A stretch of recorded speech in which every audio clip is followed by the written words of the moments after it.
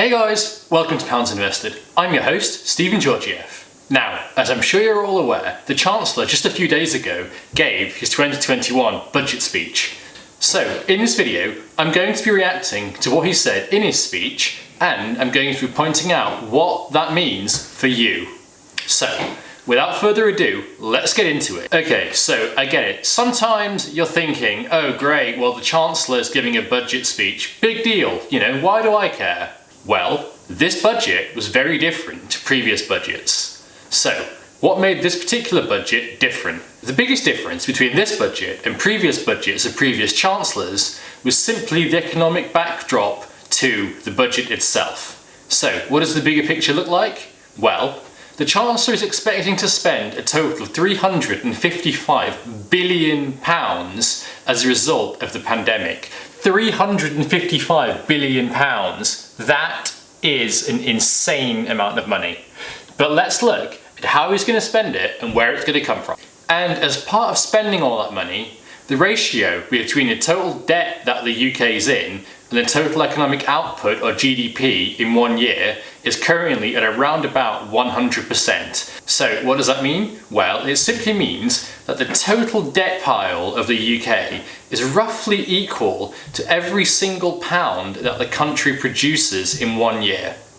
That is staggering, but it's not the end of the story. The debt to GDP ratio is in fact forecast to rise further to 110% of GDP by 2023-2024. Now, if we look at this chart, we'll see that that level of debt to GDP has not been seen in this country since the 1960s. That's right, we're going back to 1960s levels of debt to GDP. But, like the Chancellor said, now might be the perfect time to go big when it comes to public spending. Why is now a good time to increase public spending? Well, the biggest reason is because debt is cheap. If we look at this chart right here, we'll see that the amount of money relative to GDP that the government spends on debt interest is at a historic low at the moment. So with that in mind, the Chancellor has probably reasoned that he can afford to loosen the purse strings just because he knows that the amount of money that we're going to have to pay on interest on that debt is relatively quite small. So, given the amount of money that the Chancellor has borrowed, despite the fact that it's really cheap to borrow the money in the first place, that money is going to have to be repaid. And because it's going to have to be repaid, that's going to have a measurable impact on the amount of tax we all have to pay. How big is that impact exactly? Well, as we can see from this chart, the total amount of tax that the government takes in relative to the total size of the economy hasn't been bigger again since when? You guessed it, since 1960s. So the total tax take relative to GDP in the UK is roughly expected to be around about 35% over the next couple of years. So that means that roughly 1 in 3 pounds that the country produces comes from your tax pounds. But where is all this extra tax revenue going to go? So, by far the single biggest area of government spending is, of course, support for the economy as a result of the COVID pandemic. The government signature scheme, the furlough scheme, whereby it pays the wages of people who remain employed by their companies but either don't work or work reduced hours, is being extended. So that particular scheme is being extended to the end of September. So, the government will pay up to 80% of your salary if you're furloughed until the end of September. But here's a tweak to that policy. Your employer at the moment doesn't have to contribute anything at all towards that policy. That's changing. So in July, employers are going to start having to contribute 10% of the cost of that policy. And in August and September of this year, employers are going to have to start contributing 20% of the cost of the policy. There's help too for the self-employed in the shape of a grant of up to £7,500, and that particular grant is going to be paid out shortly. And there's also going to be an additional grant of a similar size due to be paid out in May of this year. Not only that, but the criteria for which self-employed people are eligible to apply has been widened, such that an extra 800,000 more self-employed people are expected to be covered by one or both of the two new grants. So, next on the list, the minimum wage has been increased to £8.91 per hour. Now, let's not forget that the minimum wage isn't the same as the living wage. The minimum wage is a legal requirement. The living wage is entirely optional, but a lot of employers have signed up to pay it.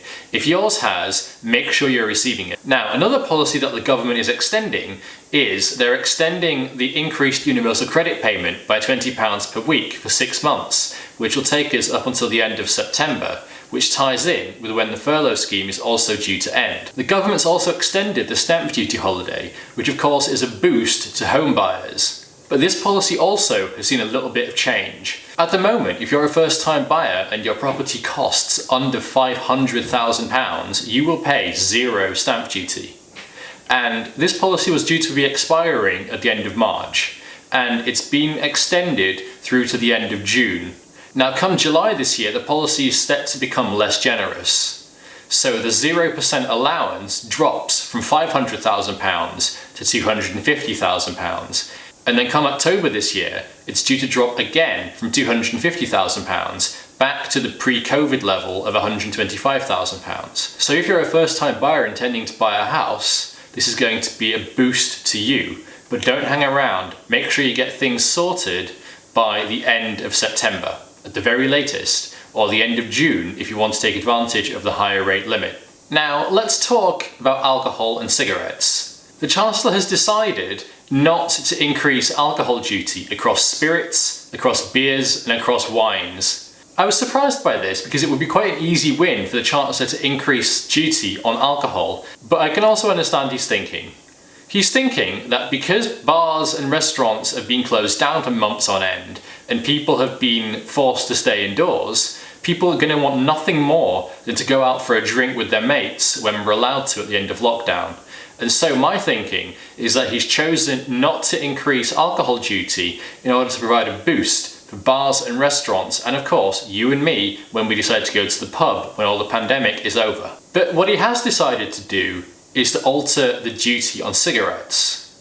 And the duty on cigarettes is going to be going up this year by the rate of inflation plus 2%. What does that mean in practice? Well, it means in practice that the average price for cigarettes is going to be around about £11 per packet.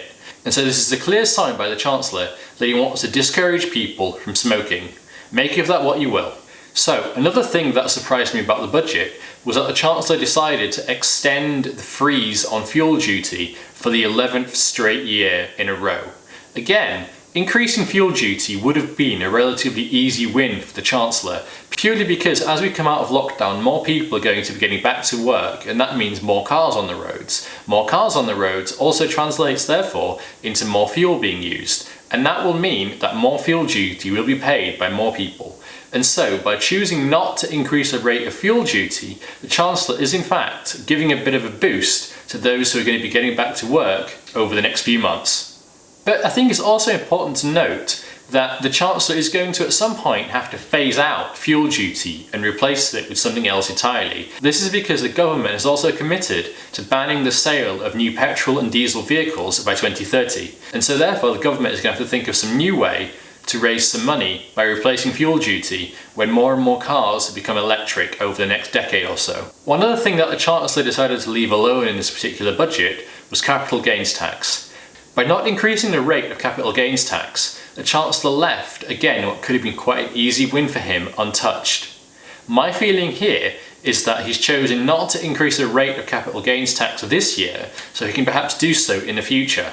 So therefore, he isn't pulling the lever of every tax increase that he can in one go. What he's doing is he's allowing himself room to be able to stagger tax increases over a number of years. And so watch out for capital gains tax increasing over the next couple of years. Now, another thing that the Chancellor decided to do, helpfully for many businesses up and down the country, is to introduce restart grants, which are worth up to £18,000 per business. This is money which is going to be sorely needed, as many businesses which have been forced to shut down over the past year start to slowly get back up on their feet. And the Chancellor recognises that he needs to help them by providing restart grants. So this all sounds all well and good, right? No increase in corporation tax, no increase in fuel duty, no increase in alcohol duty, the stamp duty holiday extended. All this stuff is costing the government money. Where and how is it going to pay for all of these policies which get the economy moving again as we come out of lockdown? Well, the Chancellor did announce two areas of tax rises. The biggest one is in corporation tax. That currently stands at 19%. The Chancellor has pledged to increase the corporation tax rate from 19% to 25% in 2023. But here again, he's also been very clever in the way he's doing it. What he's said is if your company makes less than £50,000 per year in net profit, you will continue to pay the reduced 19% rate. So that means that roughly 85 or 90% of the businesses in this country are going to be protected by this tax rise. So it's only going to apply to the very biggest businesses, those with the biggest profits, and those who quite rightly can probably afford to pay a little bit more into the exchequer. So that's one tax increase. What's another tax increase? Well, a second tax increase is probably slightly by the back door. Rather than increasing the income tax rates, what he's done is he's frozen income tax thresholds.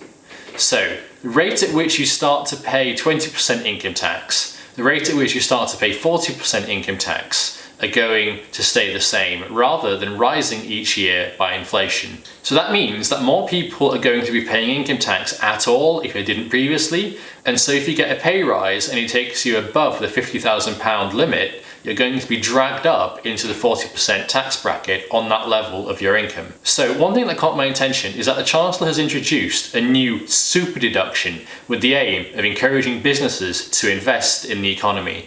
And the way this super deduction is going to work is the government will refund you £1.30 for every £1 that you invest in areas of manufacturing, construction and engineering projects. This super deduction is intended quite clearly to get the country building again. It's intended to put rocket boosters under the construction industry, under the engineering industry, under the manufacturing industry, so that businesses have an incentive to invest in those areas.